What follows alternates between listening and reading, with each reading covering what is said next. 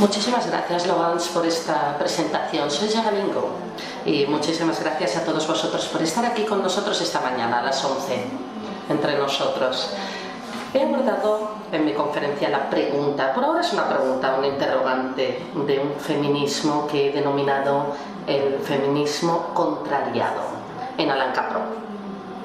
Y cuando di el título a Laurence y a Soledad, me dije a mí misma que había una dimensión provocadora en esta pregunta del feminismo contrariado, y me dije que quizá tendríamos que asumir, quizá no la dimensión provocativa, perdón, he tocado el micrófono, dice la ponente, sino más bien la dimensión sulfurosa de este feminismo en la costa oeste de Estados Unidos en los años 60, 70 e incluso 80, en estos 30 años. Y después, a través de una persona, de un hombre, Alain Capró, que quizá no es conocido en alguno de los relatos de historia del arte por las convicciones comprometidas que manifestó respecto a cuestiones relativas a las minorías.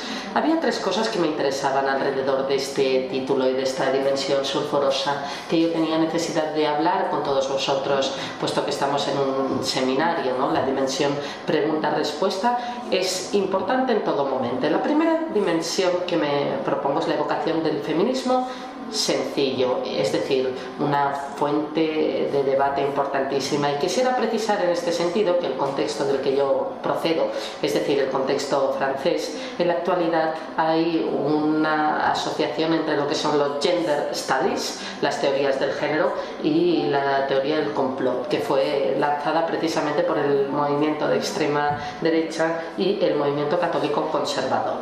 Así pues, desde hace aproximadamente un año, la cuestión de los matrimonios homosexuales han despertado una crispación muy fuerte, una especie de sospecha que afecta a una serie de personas y hace planear la teoría del complot a nivel nacional. Es interesante, por lo tanto, reubicar este contexto.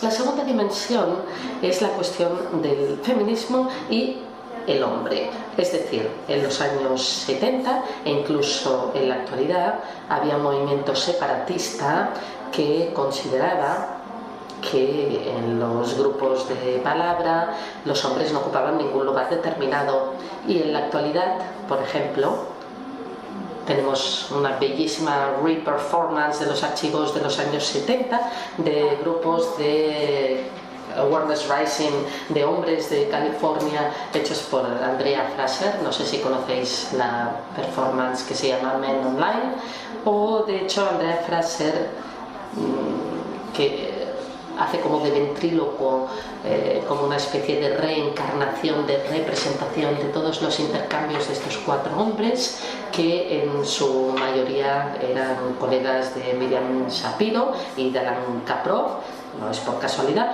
y que precisamente se preparaban para la revolución feminista, es decir, que tenían una idea y concepción del futuro que representaba un cambio de paradigma completo. De la noche al día el mundo se iba a volver feminista y por lo tanto había que prepararse para este acontecimiento, y como entre hombres podríamos hablar de una nueva era, de un futuro muy cercano feminista.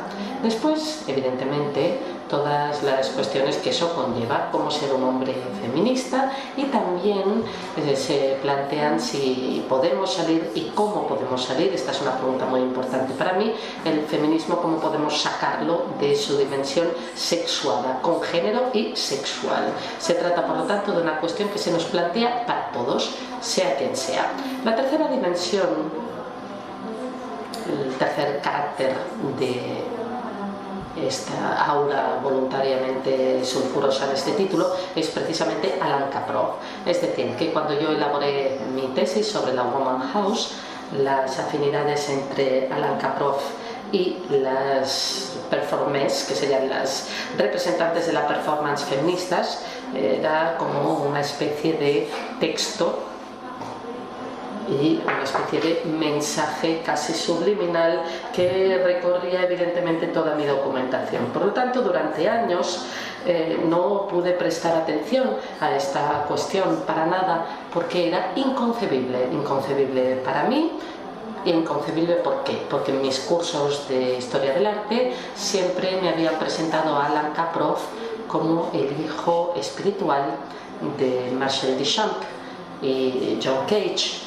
Y evidentemente en John Cage, como todos recordaréis, hay esta frase que a mí siempre me ha chocado y me ha interesado, y es: ¿por qué cambiar el mundo si nada puede ser peor que cambiar el mundo? Y evidentemente esto es algo que a la vez me ha hecho cuestionar mis ideas.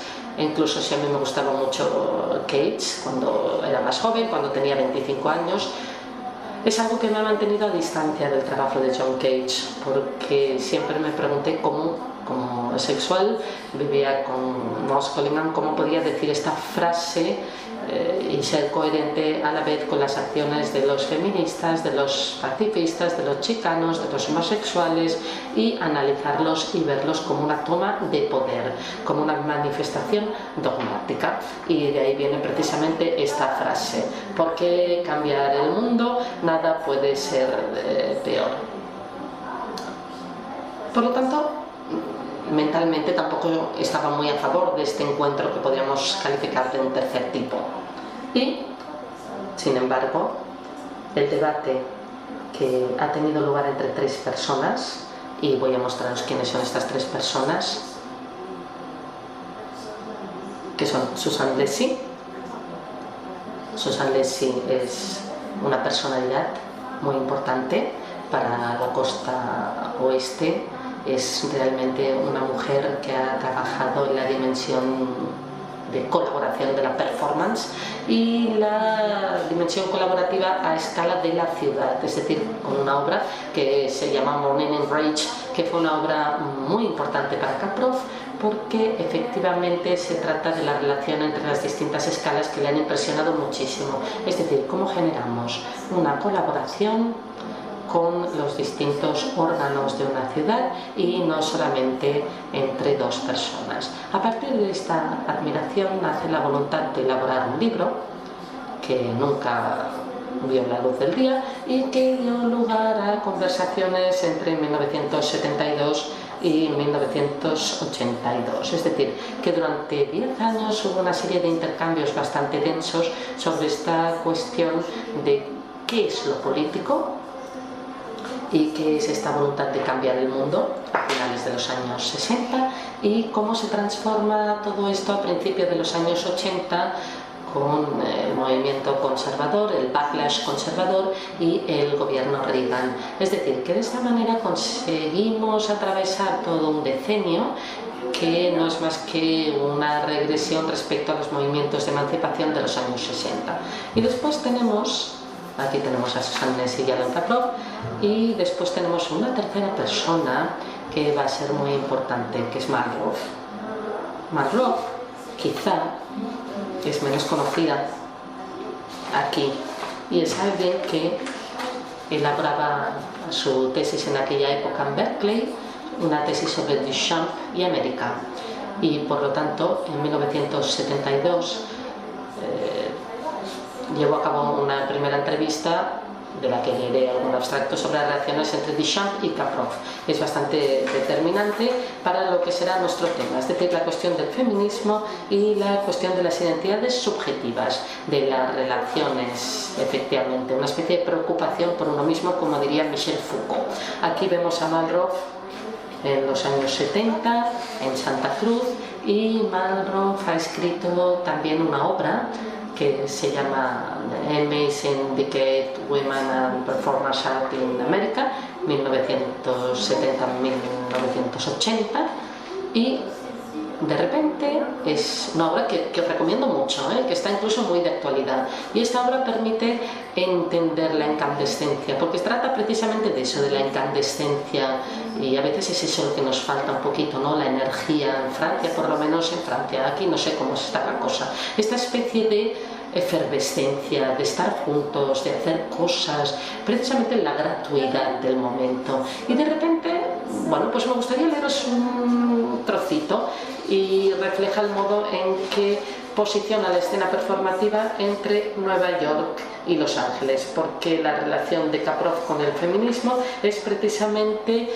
esa oscilación en la vida de la costa este y la costa este, algo que no es para nada insignificativo. Y después habrá otro cambio, que es la lenta transición entre lo que son los happenings y las actividades, las activities. Vamos a abordar hoy todas estas cuestiones y vamos a ver cómo el feminismo, en definitiva, es un hito en esta cuestión del intercambio. Vamos a ver cómo Moira Roth en 1973 percibe la diferencia de escena y, bueno, a mí siempre me han interesado todas estas escenas y en mi opinión sigue estando bastante de actualidad. La voy a citar. En estos años la performance en la costa este estaba influida y mezclada con las experimentaciones contemporáneas sobre la danza, la música, la poesía y el teatro. La performance de la costa oeste respondía más directamente y más sólidamente a dos influencias principales fuera del campo del arte: los principios visionarios, poéticos y anarquistas del mismo decenio en sí, y las premisas o principios visionarios y poéticos igualitarios, pero menos anarquistas, de las premisas del movimiento de mujeres. Por lo tanto, es precisamente en este contexto, en Pasadena, cuando en 1972 Moira Roth y Alan Kaproff van a debatir efectivamente sobre esta influencia de la vanguardia europea en el trabajo de Alan Kaproff, en su obra. Si no conocemos bien la escena, hay que recordar que en 1963 en el Museo de Pasadena tuvo lugar la primera gran exposición monográfica de Marcel Duchamp. Por lo tanto, se trata de una ciudad pionera, puesto que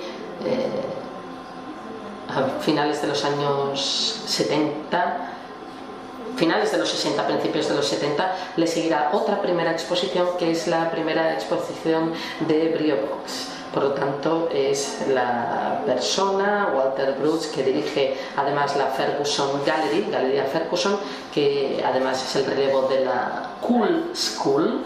Os animo a contemplar este trabajo, que es muy importante para entenderlo y que precisamente constituye esta especie de caja de resonancia de lo que son las premisas de un arte que después será muy importante para el seguimiento de la historia del arte. De manera voluntaria he colocado aquí esta fotografía en la que Marcel Duchamp juega ajedrez con Ed Babich, porque durante mucho tiempo Ed Babich aparece como un objeto de deseo, una especie de decorado objetivante, pero de hecho he descubierto bastante recientemente, quizá vosotros ya lo sabríais, pero yo lo he descubierto recientemente. Ed Babich, de hecho, era una autora que escribía autoficción, lo que se conoce como autoficción, y que tenía una relación muy libre con su propio corazón. Fue amante de Jim Morrison, entre otros, y los amores libres formaban parte de su vida de mujer, pero de su vida política. Por lo tanto,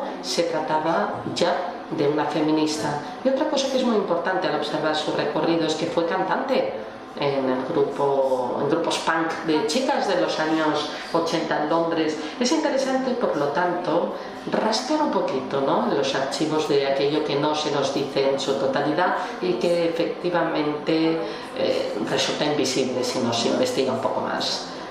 Voy a empezar pues por la lectura de estos extractos entre Moira Roth y Alan Kaproff. Primero, admiraba el modo en que su vida era bastante libre. No representaba o no vivía como un artista que moría de hambre. No le interesaba tampoco la representación del artista mártir. Esto para mí es muy importante en el curso, en lo que estamos explicando aquí, porque esta construcción de la imagen del artista que muere de hambre, el artista genio, el genio artístico, es algo sobre lo que los feministas trabajan mucho desde principios de los años 70, sobre todo con Linda Nochlin, que escribe precisamente este artículo fundador para el movimiento de la historia feminista, la historia del arte a través de un pensamiento feminista más bien. Y este artículo se llama ¿Por qué no ha habido grandes artistas de mujeres? Y vais a ver como en Inglaterra hay otra mujer muy importante, marxista, lacaniana, feminista, brechtiana, que se llama Griselda Pollock. Os animo a que leáis sus escritos si os interesa esta cuestión, y que prevé en su trabajo y en su metodología la deconstrucción del canon histórico, plantear la cuestión del canon histórico, es decir, la construcción de la historia en términos de un relato, y cómo este relato efectivamente es una fuente de ficción o de enunciados performativos que nos llevan a una cierta realidad. Por ejemplo, esta cuestión y construcción del genio artístico nos lleva a la realidad a artistas que se identifican con esta identidad del sí artístico. Vemos, por lo tanto, que interesándose por Duchamp, y esto es muy interesante cuando leemos este artículo, esta conversación entre Moira Roth y Alan Kaprow, vemos como en ningún momento Alan Kaprow habla del trabajo de Marcel Duchamp. Solo habla de Duchamp como alguien que ha conseguido construir una relación en la vida como artista, es decir, construir una identidad de artista, y que es este el trabajo que interesa a Alan Kaprow. Y a continuación, efectivamente, el interés por la performatividad de sí mismo, como una especie de preocupación por él mismo, nos diría Michel Foucault, una hermenéutica del sí, es decir, cómo damos una forma, una práctica, una manera a lo que uno tiene necesidad de ser, para resumirlo rápidamente. Y esto corresponde en el espíritu, en el cuestionamiento, con lo que sucede a principios de los años feministas, del pensamiento feminista emergente. Siguiente abstracto que quisiera leer, y que es fundador de esta especie de contexto que crea vínculos entre Kaprow y las feministas, es, como veréis, trata de la dimensión de un no artista. Duchamp era un impurista, y con los ready-mades, la introducción del artículo procedente de la producción de masas y valores culturales base, como por ejemplo un urinario o un peine, debió parecer un insulto. Nuestro gusto a finales de los años 50 había aceptado el arte realizado a partir de medios combinados, y era un giro en la historia al que Duchamp debía enfrentarse. Pero me acuerdo muy bien de que George Brecht, Bob Waters y yo mismo estábamos totalmente desbordados por el efecto liberatorio de dudar de toda la idea del arte. Esto es muy importante, dudar de la totalidad de la idea del arte. Quizás algo con lo que nos identificamos también. Duchamp para nosotros era el prototipo de un artista. Esto es muy interesante, y es muy interesante porque vemos que Alan Kaprow está creando una especie de concepto, de conceptualismo, a partir de su observación de esta relación que establece con Duchamp, que es una relación bastante distante. Otra cosa que me interesa es que esta cuestión de la ontología, ¿qué es el arte? Finalmente, esta idea de que Duchamp introduce en el contexto americano la posibilidad de cuestionar qué es lo que realmente constituye el arte y qué hacemos con el arte. Pues bien, eso nos va a abrir la puerta al pop art, pero también a la llegada de nuevos medios como son la performance y los videoartistas, el videoarte, que son medios que se practican y utilizan mucho por parte de los artistas feministas. Por lo tanto, una vez más, hay aquí un pasaje que funciona, y quizá para hacer palpable este pasaje les quiero animar a leer el magnífico texto de Lucy Lippard, que empezó haciendo una bella obra en una época en la que nadie escribía sobre el pop art, y que además hace una recogida de textos sobre la desmaterialización del art object, que es muy importante para plantear todo el periodo minimalista y conceptualista, y después evidentemente todos los ensayos que ha elaborado sobre el arte feminista. Y otra recomendación que puedo haceros hoy durante el seminario es el artículo del historiador del arte Jenny Sokin, que ha elaborado un texto muy bonito sobre la obra de Cornelia Butler. Lucy Lippard, del conceptualismo corrige la ponente al feminismo, del conceptualismo al feminismo. En este sentido, creo que son lecturas que pueden realmente nutrir este pasaje. Tercer extracto de la obra. Vamos a ver cómo lo nombro hoy, en 1973. Estoy hablando de Alan Kaproff, que era un impulsista. Yo no estoy inventando Marcel Duchamp, es mi ficción. Si Duchamp nos interesa, todos tenemos nuestra propia ficción de Marcel Duchamp. Después de todo, no ha dejado ninguna duda respecto al hecho de que el arte era la ficción de los espíritus, tanto individuales como colectivos. Esto es interesante porque cuando leemos hay un debate entre la joven doctoranda en Historia del Arte, que es Moira Roth, y que empieza a hablar de Marcel Duchamp, que es una invención, en fin. Ella es la joven historiadora de arte, y después hay la palabra del artista, ¿no? Que es la palabra de la persona que se apropia de estas cosas y que ve las cosas como tiene necesidad de verlas, como tiene necesidad de interpretarlas, y punto final. Pero esta cuestión de la ficción sobre Marcel Duchamp es muy interesante, y una vez más, si vamos un poquito más lejos en esta idea, vemos que hay una obra de Amelia Jones, historiadora del arte y de la performance feminista, que ha hecho todo un trabajo sobre Marcel Duchamp como performer, y como performer que deconstruye a la vez las identidades masculinas y las identidades femeninas. Os aliento a leer esta obra, Past Modernism and the Engineering of Marcel Duchamp. Y después, cuatro trocitos que quiero leer. Cuarto, me parece que es el último de esta entrevista, en la que dice cosas muy bonitas que creo que son muy importantes y explican el motivo por el que estamos aquí hoy. Y dice, ser un artista es una especie de gratuidad, lo hemos dicho antes, ser un artista es una especie de gratuidad. En otras palabras, el arte no es necesario de valor o verdad en el sentido en que la religión se supone que debe serlo. El arte puede ser útil en la forma, los usos todavía por explotar, que están lejos de un heroísmo. Esto es muy importante para la charla de hoy, porque efectivamente una de las plataformas que activa a la vez esta cuestión del uno artista y de la gratuidad del gesto es precisamente la pedagogía. Y vamos a ver cómo la pedagogía, es decir, no es la pedagogía del arte, sino cómo la pedagogía se convierte en arte.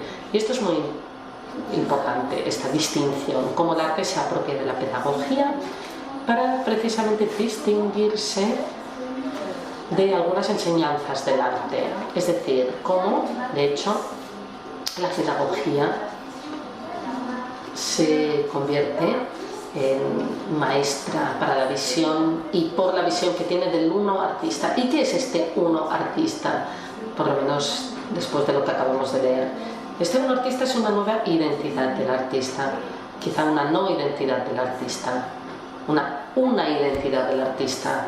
Y de este modo, y estoy haciendo una interpretación un poco filosófica, a mí me parece que está muy cerca de la visión, de la última visión política de Michel Foucault, que era la preocupación por uno mismo, es decir, la tecnología del uno mismo, la hermenéutica de la subjetividad, es decir, cómo precisamente poner una distancia entre la gran idea de la revolución, la gran idea de los cambios, la gran reforma de los estados, pero pasar por una práctica,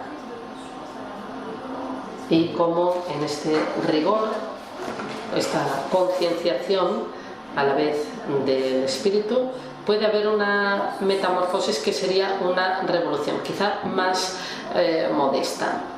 Y en este sentido entiendo mejor hoy,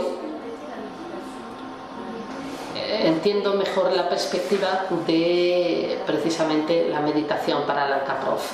y esta práctica del budismo zen.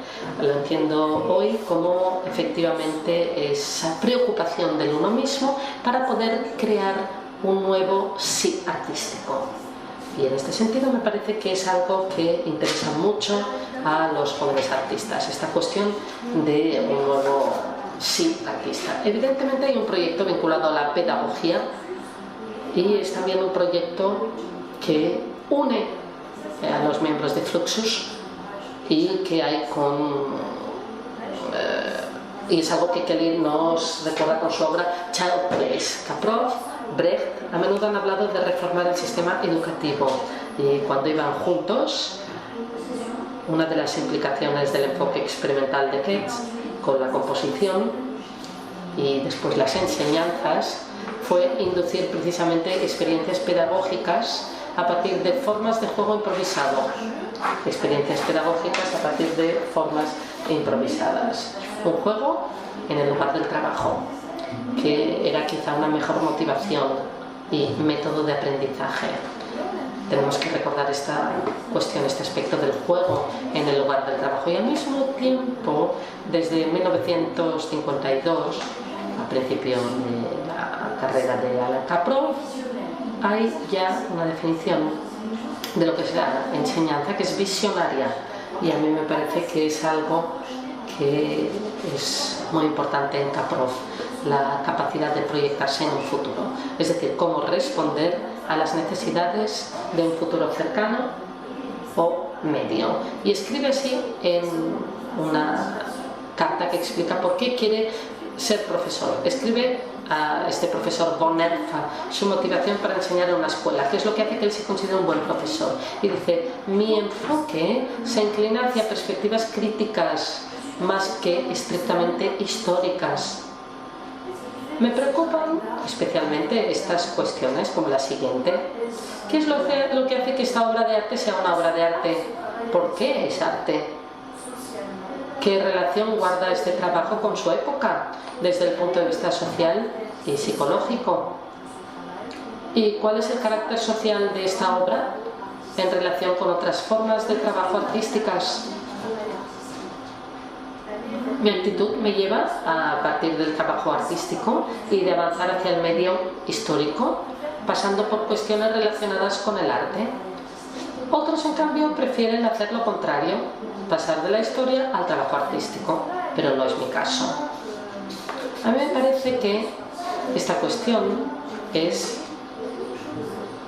también bastante sulfurosa, porque, como recuerda Jeff Keighley, hay algo que hay que repetirse aquí en este caso, y es que Kaprow empezó a ser artista, empezó a participar en esa carrera profesional de artista en pleno macartismo, y para poder tener, aunque fuera una opinión personal sobre una acción gubernamental o sobre un hecho determinado, social, podría efectivamente llevarnos a conflictos y a ser tildado de antipatriótico y comunista. Por lo tanto, uno de los análisis que me parece que es bastante importante es de Jeff Keighley, es decir, que Kaprow, quizá esta dimensión apolítica de Kaprow, procede precisamente de este contexto del macartismo, donde había que protegerse de toda visión crítica sobre el mundo real. Y al mismo tiempo, cuando leemos esta carta de motivación de 1952, decimos que ya había una voluntad de reforma, de acercar el arte a la vida. Muy bien, pues esta era la primera parte de este trabajo, de este seminario de hoy, es decir, cómo ya en sus conversaciones con las feministas, Moira Roth y Susan Nacey, vemos, ya se habla de Marcel Duchamp, de John Cage, y hay puntos de choque, de enfrentamiento entre el trabajo que se está llevando a cabo de Alan Kaprow, ideas sobre su trabajo, porque me parece que esto es muy importante mencionarlo y leerlo y describirlo también en los escritos de Alan Kaprow, y las ideas del movimiento feminista en curso. Hay, por tanto, un deslizamiento que funciona aquí. Un proyecto Otherwise, que nos lleva a la exposición de hoy, que tiene el título precisamente igual. Y es un proyecto que empieza en 1967, que se escribe en los años 1967. Caproff está todavía en Nueva York con el proyecto Other Ways y nos dice que el título de este proyecto, el curso, insinúa un abordaje pluralista de la educación. Ninguna manera de educar es en sí correcta, siempre hay otros caminos. Y me parece que esto es muy, muy bello. Y porque este proyecto Other Ways es determinante para los happenings y los happenings para el proyecto Other Ways. Los happenings, en su forma más auténtica, normalmente desconocida por el público, se reconocen en el campo del arte contemporáneo y se practican en todo el mundo. Forman parte de la cultura contemporánea y merecen un lugar en la educación pública contemporánea, igual que la pintura abstracta, la poesía concreta y la música electrónica. Como arte exclusivamente social, los happenings marcan una tendencia en expansión en el arte, lejos de la tradición intelectual de la alineación y hacia relaciones interpersonales. Muy bien. Es esta especie de proyecto visionario, revolucionario, y cómo los happenings pueden reformar la enseñanza del arte, la pedagogía. Y nadie entiende su proyecto en Nueva York y se le rechaza en la institución de Stony Brook, donde enseña, y por lo tanto intenta hacer diferentes montajes, recoger fondos, etcétera, etcétera, pero es un proyecto que no forma parte, a excepción de Berkeley en el 69, donde una personalidad bastante extraña para el entorno de Caproff se manifiesta y dice: estoy de acuerdo con este proyecto, colaboremos. Que no es nadie más que Herbert Kohl. Herbert Kohl es marxista radical que milita en las universidades de Berkeley, donde quiere cambiar el sistema educativo y quiere conseguir que la dimensión autoritaria, capitalizante del saber, se convierta en una dimensión utópica. ¿Cómo invertir la enseñanza, la transmisión en una forma que sería una forma utópica? A partir de este interés, finalmente, Caproff desciende hacia la costa oeste y construye con un verdadero equipo pedagógico, con una escuela, este proyecto Other Ways. Y aquí dejo hablar a Caproff. Y es muy interesante lo que dice en 1975. El proyecto es del 69, pero lo retoma en 1975 como algo que realmente ha marcado su vida. Y lamenta en 1975 que no haya podido tener lugar a lo largo de su vida, como una especie de epifanía a la vez personal, humana y artística, y que en un momento determinado ya no está. A finales de los años 60, el proyecto de enseñanza experimental denominado Project Other Ways ha ocupado un lugar en el sector de las escuelas de Berkeley de California. Herbert Hall y yo mismo fuimos los organizadores con la ayuda de una beca de la Carnegie Corporation Scholars Program de Nueva York. El proyecto funcionaba como una agencia que reunía personal administrativo, profesores, alumnos, con jóvenes poetas, relatores, escultores, arquitectos, fotógrafos, happeners, que son los que realizan los happenings, e incluso atletas que consideraban el deporte un arte. Estábamos en una tienda no lejos del liceo de Berkeley, lo que nos hacía accesible a los que pasaban, los que estaban de paso, pero el grosso de nuestro trabajo se ampliaba a las clases de la ciudad y al entorno cotidiano. Fue entonces cuando la zona de la bahía de Berkeley era escena de una serie de acontecimientos sociales en masa y el ejército estaba por todas partes. Durante la segunda mitad de mayo del 69 la ciudad fue ocupada por los militares, las tropas de la Guardia Nacional, llamadas por el gobierno Reagan para eliminar todo tipo de manifestación pública. Es importante mencionar esto, ¿no? Porque nuestras actividades raramente se dirigían directamente a este conflicto y sin embargo reflejaban sus paranoias y sus energías ascendentes así como el fervor utópico presente que suscitaba. La mayoría de nuestros esfuerzos, de hecho, estaban concentrados en los principios educativos de base, como la lectura, la escritura, las matemáticas, y la comunidad educativa y nosotros mismos pensábamos que las artes podían promoverlas. Pero nadie podía ignorar las lágrimas que se deslizaban debido a los gases lacrimógenos y nuestros experimentos a veces se acercaban a las fronteras sociales. A mí me parece que es bastante conmovedor, ¿no?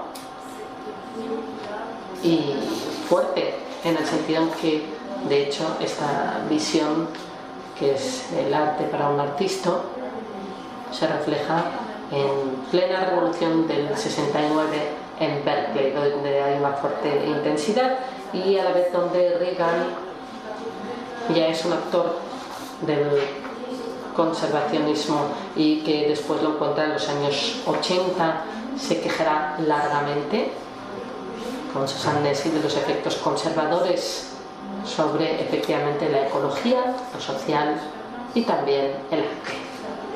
Quizá hay que volver un poquito a esta experiencia educativa de Berkeley, porque es bastante interesante proyectarse y proyectar la imagen de este modo de Alan Kaproff, educador, y por lo tanto encarga a niños de escuelas primarias que son considerados por el sistema educativo como analfabetos, y la mayoría de estos niños analfabetos son afroamericanos, chicanos y niños hijos de obreros, y él decide ocuparse de estos niños que nadie quiere y hace un gesto increíble, y es que les regala máquinas de fotografiar y películas para que hagan las fotos, y lleva a los niños, carretes de fotos, eso, a Berkeley, a todo este circo del que acabamos de hablar, y los lleva a la calle a fotografiar todo lo que quieren: grafitis, al ejército, los manifestantes, lo que quieran, una especie de recorrido itinerante por Berkeley, y después vuelve a la agencia del artista, a la vitrina, a trabajar. La vitrina son cosas que se desarrollaron después muchísimo en la escena del arte. Si tenéis oportunidad de ir a Los Ángeles, veréis que hay muchos espacios sin ánimo de lucro, espacios dedicados al artista, que en esta tienda pues nos recuerdan todos esos momentos, y vemos que hay también una prefiguración de lo que llega a ser después, en cierto modo, una especie de escena de Los Ángeles, y que debo confesar que aprecio muchísimo. Por lo tanto, vuelve a la tienda y cuelga todas las fotografías, y ahí, y además algunas fotografías son bastante divertidas, conociendo el pudor de Kaproff, porque hace que las chicas entren en los lavabos de los chicos para que hicieran fotografías de los grafitis, y después los chicos, los niños, entraron en los lavabos de las niñas para hacer también fotografías, y se divierte explicando todo esto en el texto para dibujar la palabra fuck, que quiere decir joder, pues dice la palabra de las 4 letras, ¿no? F-U-C-K, y es en el texto de Kaproff porque precisamente refleja esta cuestión del pudor sobre la sexualidad.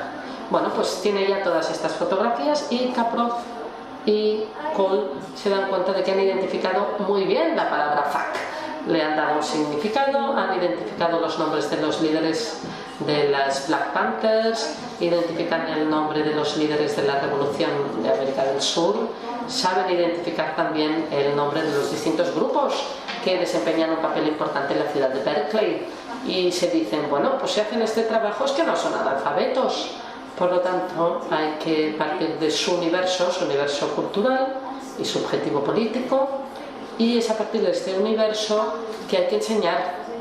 Y de hecho hace algo que Paulo Freire hacía también a menudo en Brasil, que es la pedagogía del oprimido, y es el uso de lo que él llama las palabras generadoras. Es decir, no hay que proyectar una cultura y una enseñanza a la vez del lenguaje y de lo visual, que corrobore este lenguaje de lo que uno conoce, sino partir, recoger de este modo las palabras que generan en los oprimidos su lenguaje. O sea que hace exactamente lo mismo, el mismo proceso. Y veréis que es un proceso que es muy importante en la pedagogía feminista, tal y como se enseña en CalArts. Por lo tanto, otra vez, se trata de otro punto de encuentro, de choque, otro pasaje posible que hace que este encuentro entre Kaprock y los feministas no sea simplemente momentáneo ni espontáneo, y vemos muy bien que se construye en subterráneo antes. Muy bien, pues lo que resulta interesante es observar cómo 15 años después vuelve a este proyecto y se plantea la cuestión del éxito. Es delicado. Yo como artista y como autor pienso que cuestionar su propio trabajo en términos del éxito. Pero esto es lo que dice. La experimentación ha sido un gran éxito, pero depende de nuestro propio criterio. Por convención, en nuestra cultura, hay cosas que son arte y otras cosas que son otras cosas. Un poema, una llamada a un amigo, pero el proyecto Other Ways era una tentativa que intentaba fusionar el arte con cosas no admitidas como arte. Es decir, la enseñanza de la cultura, de la escritura, de las matemáticas. Y otra cosa que es muy interesante sobre este proyecto Other Ways es la profusión de documentos gráficos. La gran cantidad de documentos gráficos, la edición de lo que llamaríamos hoy en día ediciones de artista que proceden de este trabajo. Y os he mostrado algunos ejemplos.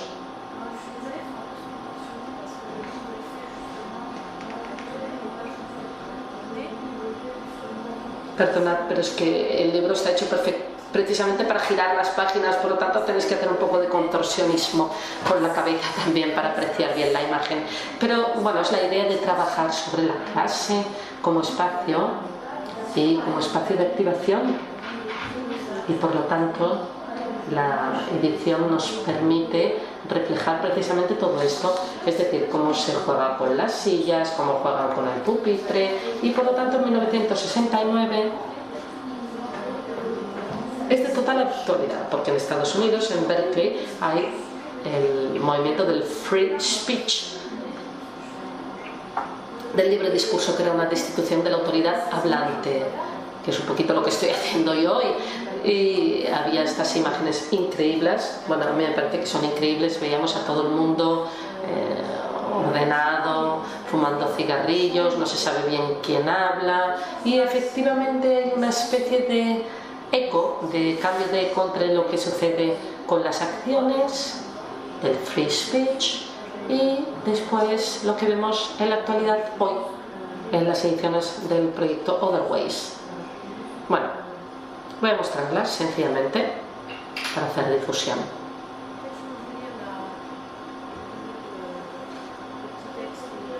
Quizá os pueda leer, os voy a leer el texto que hay escrito debajo, ¿no? Teachers, inglés.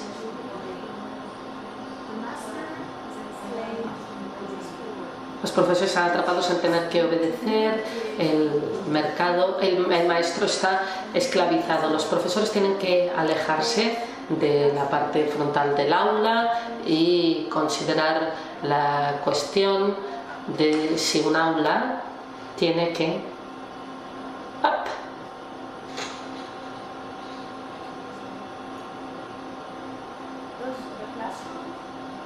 disculpen, si el aula tiene que tener una parte frontal.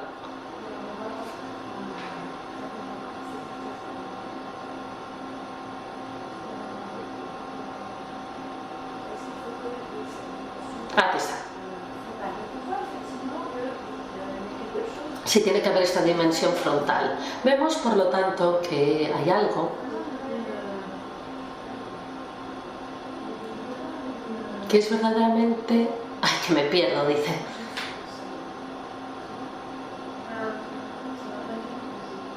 Ya está. ¿No girará? Hay por lo tanto esta idea de reforma. Y hay otra cosa que he olvidado mencionar, pero que es muy importante, y es que Herbert Cole y Alan Caproff dieron manuales de aprendizaje de lectura que se llamaban Dick and Jane. Es decir, que vemos aquí una representación, una visión totalmente blanca, heterocentrada, normalizada del American Way of Life, y por lo tanto se dieron el placer de distribuirlo a los niños. Es increíble. Han coloreado todos los colores posibles y han creado una instalación a partir de esta relación entre texto e imagen. Sobre todo Judith ha hablado de esta obra increíble ayer, ¿no? Words, palabras, y hay el trabajo alrededor del lenguaje y del montaje entre, efectivamente, el sentido de la palabra, las palabras y las imágenes. Es un trabajo que se llama Dick and Jane. Yo, para responder a la cuestión del éxito, si tuviera que planteármelo, diría que efectivamente esto ha tenido un efecto real, un impacto en la realidad. ¿Por qué? Porque los niños se reintegran en el curso escolar, es decir, que al final de esta experiencia de proyecto Other Ways sabían leer, y efectivamente hay un reconocimiento a la escala institucional del mundo educativo y estos niños encuentran su lugar entre los otros. Pero el proyecto no continúa porque Herbert Cole y Alan Caproff se discutieron violentamente sobre las perspectivas por ellas políticas y marxistas, el contexto marxista y el fervor marxista de Herbert Cole, que choca enormemente con Alan Caproff, y por lo tanto emigra aún más al sur, a Los Ángeles, y enseña en el Campus Nord de Venecia desde 1969 a 1973, y en el mismo momento, 1969 a 1972, hay otra pedagogía, que es la pedagogía del Feminist Art Program. Esto es interesante porque crea el encuentro y permite una puesta en presencia de lo subyacente, y el punto de choque de este encuentro es el Consciousness Rising, los grupos de conciencia.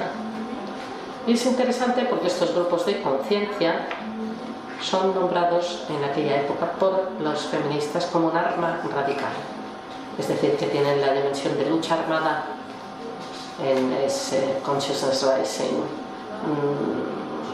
Voy a evocar no solamente la subjetividad entre mujeres, sino toma el poder y cambia el mundo. Es la dimensión de la lucha armada calcada sobre el texto de lucha armada del movimiento afroamericano, y las Black Panthers es realmente un movimiento de traslación entre la lucha armada contra lo blanco, la blanchitud, perdón, y la lucha contra el patriarcado. Esto sucede de un modo bastante anecdótico. Al principio no es algo que se anuncie como un cambio de paradigma tal cual, y de hecho Caproff interviene en un taller en CalArts, y Judy Chicago está ahí, Sapiro también, investigadoras del Feminist Art Program, y bueno, Caproff empieza a hablar de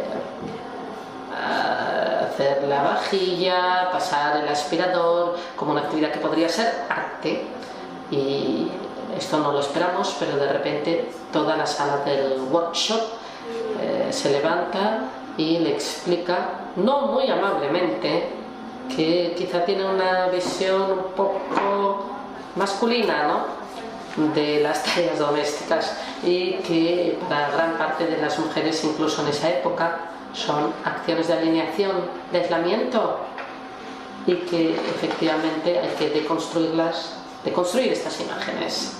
Y él sufre un choque, porque es verdad, tienen razón, y se da cuenta que él nunca ha visto las cosas así en su vida hasta la actualidad, y es algo que dice ya en 1980. Esto me recondujo a reexaminar lo que nunca había previsto como papeles sexuados, es decir, la cuestión del papel sexuado le aparece aquí. El papel que yo desempeño en estos papeles y cómo relaciono esta toma de conciencia con mi propia vida, pero también las mujeres de mi entorno.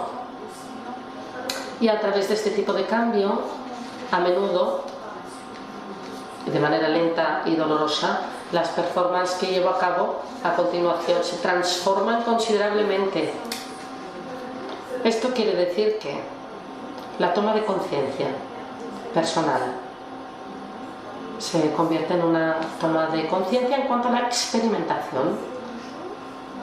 No son dos cosas distintas, sino que se trata de una cosa que lleva a otra, porque en un momento determinado su relación con lo real se modifica y se vincula a un acontecimiento y a continuación se destila de este modo de manera progresiva en su trabajo, y me parece que eso pues requiere cierto tiempo. Es una hipótesis, pero me parece que se puede desarrollar. Efectivamente es algo que de un modo subyacente, un poquito difuso, un poquito tentacular, se desarrolla en su trabajo.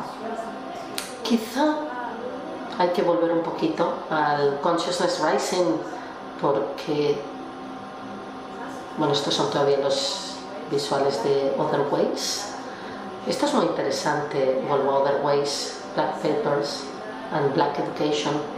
Ayer con Logans, cuando estuvimos hablando con Judith, también estábamos hablando de la representatividad de los participantes afroamericanos en las actividades o los happenings de Alan Kaproff, y ahí vemos desde 1969 el interés por Kaproff, la cuestión de las minorías y la cuestión de los afroamericanos como minoría en esta cuestión de la enseñanza. Se trata de una obra que está muy bien desde el punto de vista fotográfico.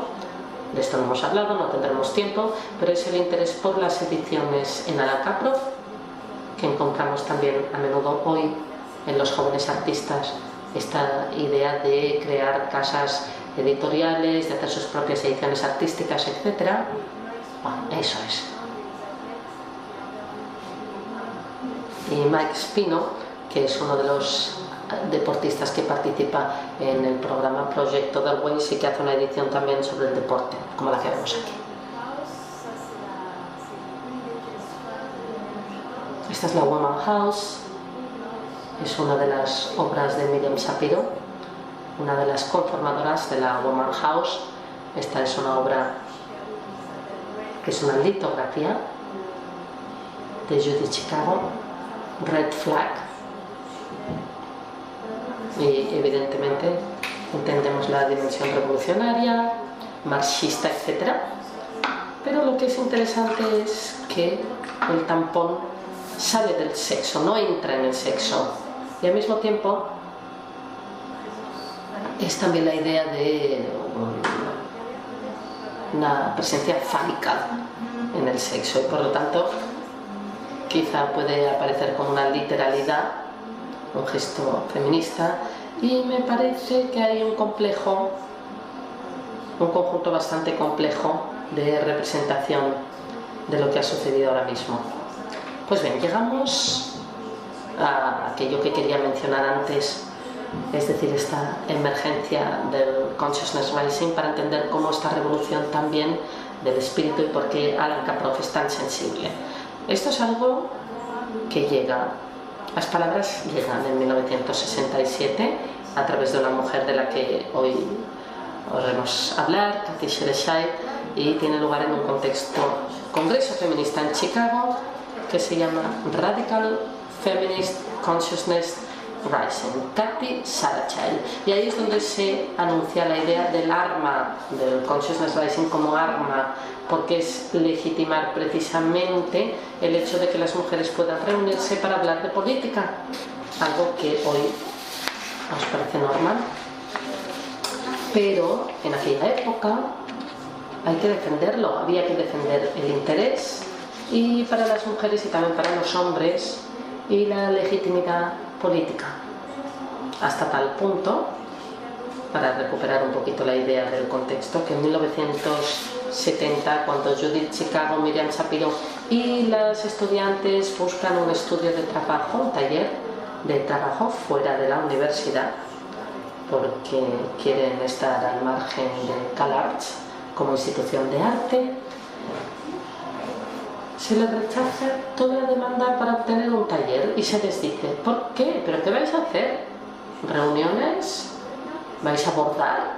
¿No vais a trabajar, no? Y Judith Chicago explica muy bien que en aquella época el hecho de ser un grupo de chicas, una banda de chicas, elimina enseguida la representación que tenemos de las profesionales y de las artistas y de que iban a trabajar. Todo esto es denigrado e incluido en el campo de la diversión, de lo anexo. Y mediante esta no credibilidad que se les concede, deciden invertir en una casa abandonada que llaman Adman House.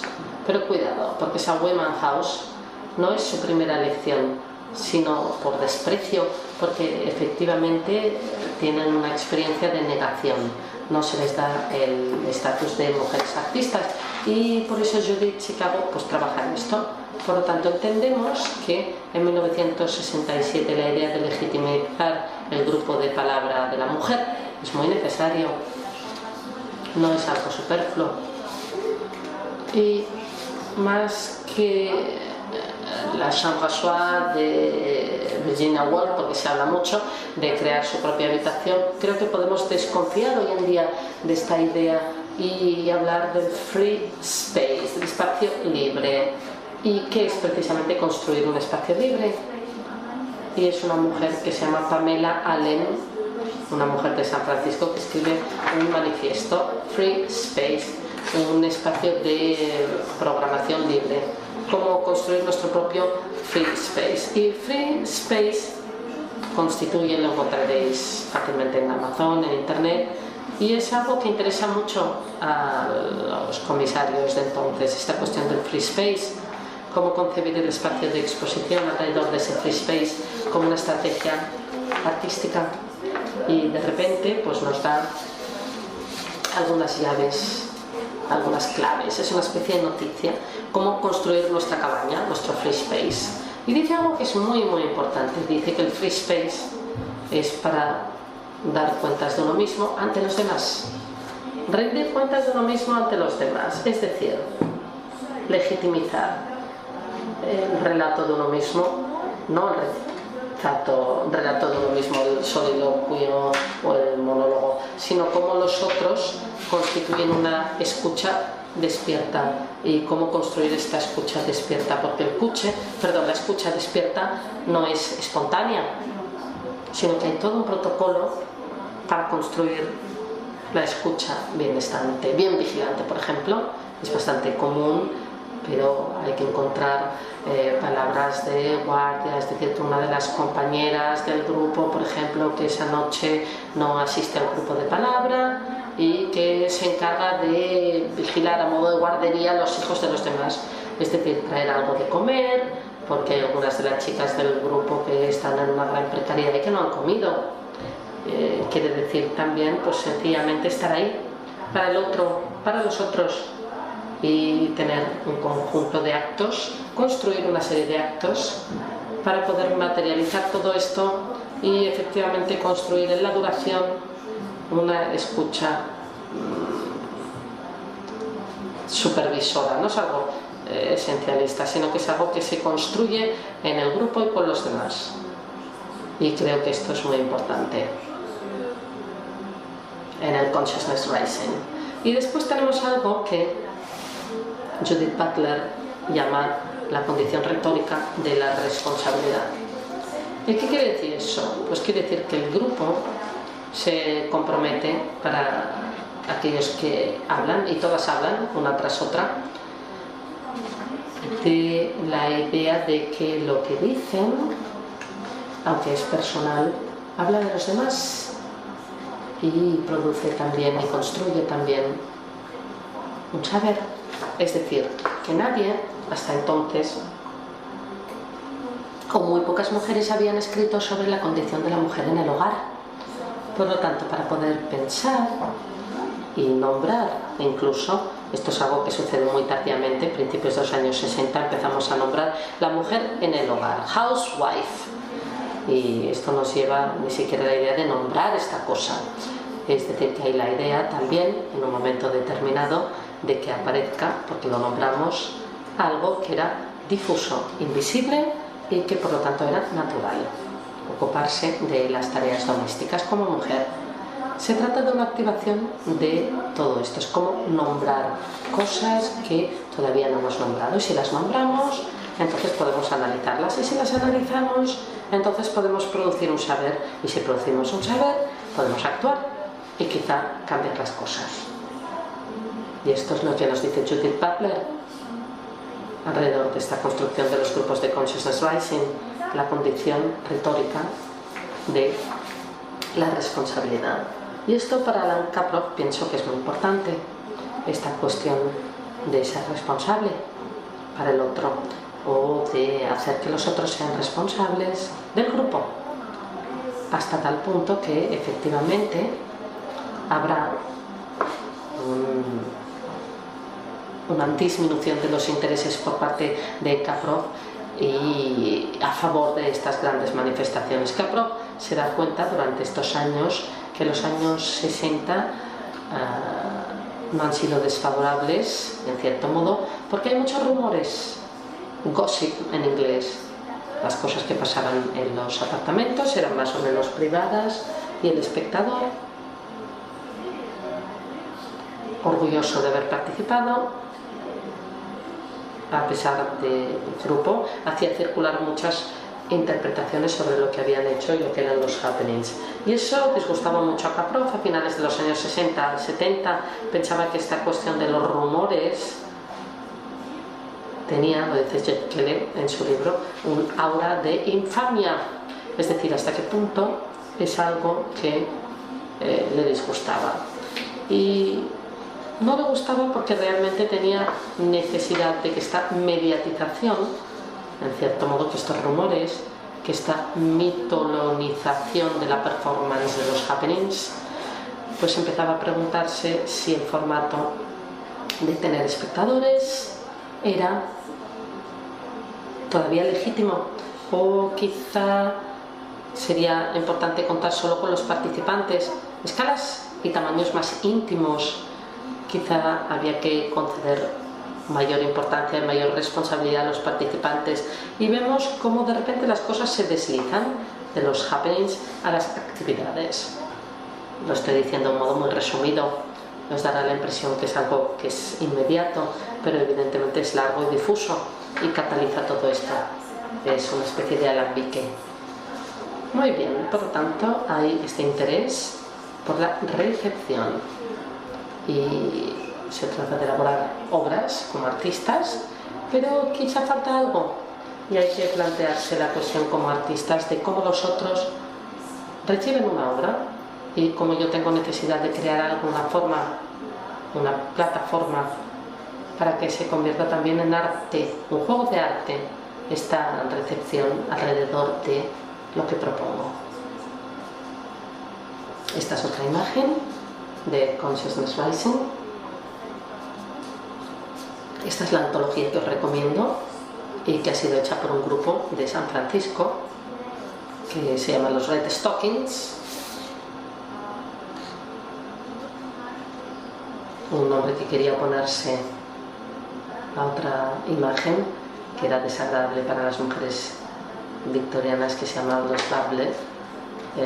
Los Bable, cuando alguien te llama Bable en Inglaterra, quiere decir que el hecho de ser mujer intelectual te hace masculina, y esta masculinidad hace que una pierda su identidad de mujer, y por lo tanto hay algo de desconfianza hacia esta masculinización por la elección de algunas mujeres de hacerse intelectuales. Por lo tanto, los Red Stockings son realmente un movimiento radical feminista que intenta crear a la vez un discurso, pero también imágenes de representación de estos días tan importantes desde el punto de vista político, la cuestión de la representación para efectivamente borrar todos estos insultos. Es interesante, por lo tanto, plantearse esta cuestión del insulto. Judith Butler lo ha hecho y me parece que es algo que podríamos trabajar también hoy. Muy bien, esta es la Woman House y quizá el protocolo de Miriam Shapiro y Judith Chicago para crear una supervisión y una escucha. Pasa por la renovación de la casa. Durante meses los estudiantes de arte no hacen arte, sino que aprenden electricidad, aprenden a hacer lampistas y renuevan totalmente la casa. Le dan, si quieren, una unidad, una casa que funciona. Y esta cuestión de la autonomía, de la transmisión, de la mutualización del saber es muy importante para Judith Chicago y Miriam Shapiro, y ven también una dimensión emancipatoria en el aprendizaje del joven artista.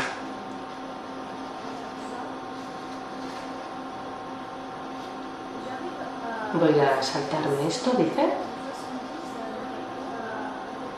y llevo esta obra, que es una obra del 70 de Caprof, que se llama Publicity, y efectivamente trabajaba por todo lo que acaba de aparecer profesional, intelectual e íntimamente, y es en el marco de un taller que lleva a cabo con sus estudiantes de CalArts. Aquí está John Beck con él también, y sabéis que Alan Caprof estuvo en la iniciativa de la compra de un material totalmente inusual entonces, que es la cámara portapack, que es la primera vez que podemos unir y llevar el material de vídeo donde queremos, es decir, que podemos desplazarnos con una cámara y ver una película y vemos después lo que la cámara filma. Esto lo hacen CalArts y dota a los estudiantes y a los colegas de esta cámara y les lleva a la montaña, a una montaña que tiene fama de su dimensión western. Hay una especie de imagen, ¿no?, de lo que es el western, y se utiliza mucho en la publicidad, en el cine, y precisamente Caprof lo que hace es escoger para esta dimensión fantasmagórica y también publicitaria este espacio que no es un espacio virgen finalmente, sino que es un espacio que está en plena construcción, una especie de construcción cultural, a la vez en el campo de del consumo y en el campo del espectador, del que la contempla, y reúne trocitos de madera y constituye una serie de equipos. Esto es divertido porque cuando lo vemos hoy, por un lado están los indios y los cowboys, y les pide de hecho que reúnan estos trocitos de madera, que creen un conjunto, una escultura, y después que filmen a la vez lo que crean con este montaje y que observen mediante la pantalla de control lo que sucede. Es decir, que tenemos esta idea de una acción y tenemos también la idea de una película en simultaneidad que se filma sobre lo que uno hace y observa lo que uno está haciendo, los otros y uno mismo. Y lo que interesa a Caprof es el estudio, la observación de cómo la cámara y la película tienen una cierta incidencia en la dinámica de grupo y cómo esto tiene un impacto también en el leadership, el liderazgo, y cómo transforma en un momento determinado el equilibrio del grupo, cómo crea conflictos y de cómo los resuelve, y cómo finalmente este feedback de la cámara tiene una influencia en las actividades y los participantes de estos talleres pedagógicos. Se trata de workshops, no de obras de arte. Y en este sentido, me parece que Jeff Kelly tiene otro aspecto que también es muy interesante, y ayer vimos con Judith que Caprof le interesaba también esta cuestión de la televisión, la recepción, el feedback, el eco con la televisión. Hoy vemos con la cámara portapack. Y hay otra cosa que me parece que es bastante interesante, y es la idea de la sincronización con su tiempo, y es que la televisión tendrá una influencia muy importante en la manifestaciones políticas, manifestaciones contra la guerra de Vietnam, las imágenes para reclamar los derechos de los afroamericanos, y ahí donde antes la televisión grababa lo que sucedía para después difundirlo en un espacio privado, en los hogares, Kaprov observa con interés que la cámara cambia de sitio y que va a haber estrategias por parte de las cámaras para colocarse en un lugar determinado, y las manifestaciones públicas, las acciones públicas, modifican el modo en que se hace televisión. Es decir, que verdaderamente hay un impacto entre el espacio, lo que sucede en ese espacio, y la tecnología, que es una especie de eco. Por lo tanto, en esta prolongación, de hecho, Kaprov utiliza la cámara y en ningún momento tiene necesidad de crear un documento, ni tiene necesidad de crear una fuente de testimonio de lo que ha sucedido, y es precisamente para poder trabajar juntos. En este sentido, dice algo en 1982 que me ha interesado mucho y que me han emocionado mucho, y son las actividades pedagógicas y su colaboración con los colegas, y en retrospectiva le da también otro estatus, que es lo que piensa que podría hacer en su trabajo. Le da un estatus seminal, de semilla a su trabajo, un primer estatus en la experimentación de Kaprov.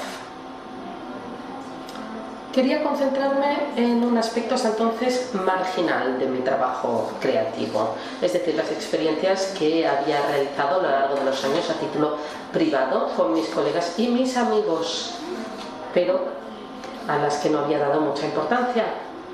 Después de todo, gran parte de mis obras son encajadas por las universidades, galerías de arte, museos, instituciones culturales, mi trabajo privado, pero he fundado ahí mis obras en las circunstancias específicas a cada una de las situaciones, y esto nos da una serie de obras de arte que no eran personales, algo inconcebible en el marco tradicional, sino que eran más bien, como me di cuenta después de varias reflexiones, las más artísticas, en la medida en que se proporcionaban limitaciones institucionales y críticas. Me parecía entonces que esta parte de mi carrera era más importante de lo que yo me pensaba, porque en estas numerosas piezas que encontramos la clave de algunas de las raíces de mi arte participativo, así como la fuente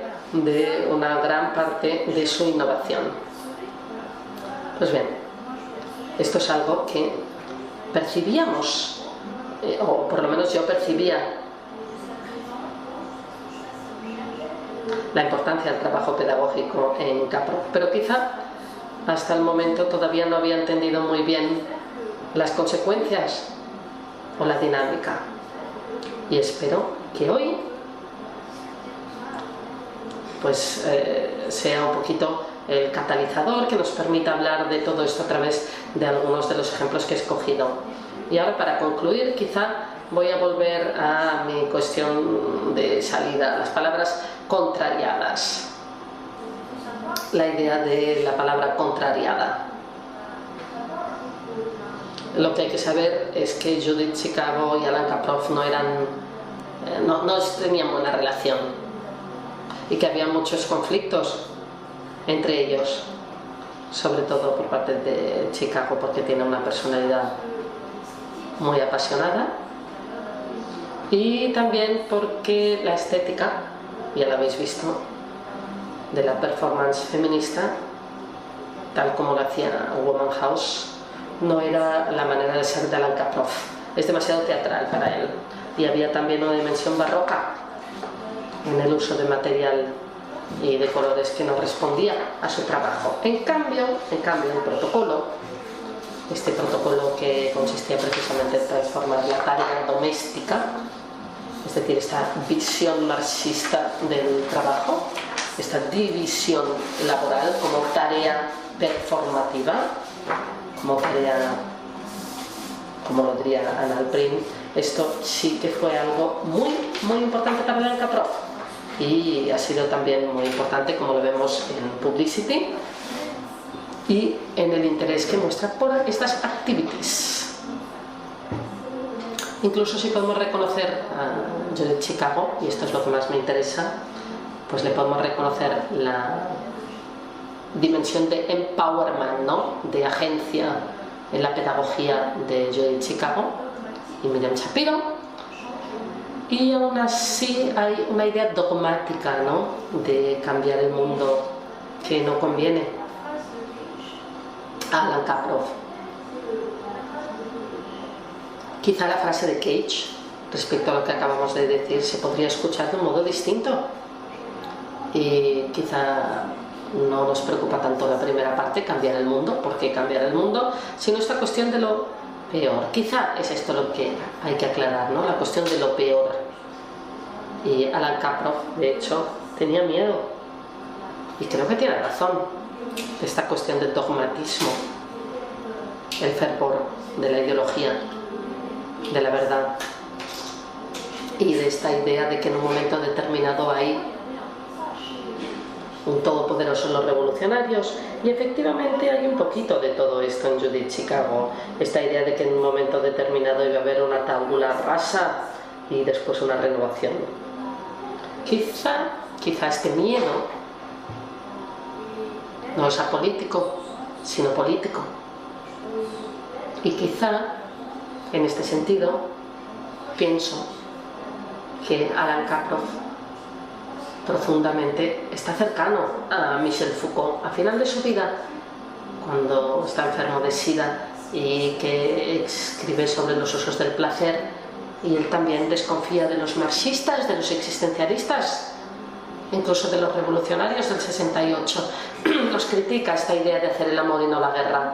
Es algo que él ha comentado ampliamente en la historia de sexualidad. Y por lo tanto hay esta idea de plantear incluso hoy la cuestión de qué esta práctica, esta tecnología, y cómo, como joven artista, como joven comisario intelectual, puede todavía reactivar estas cuestiones. Muchísimas gracias por su atención.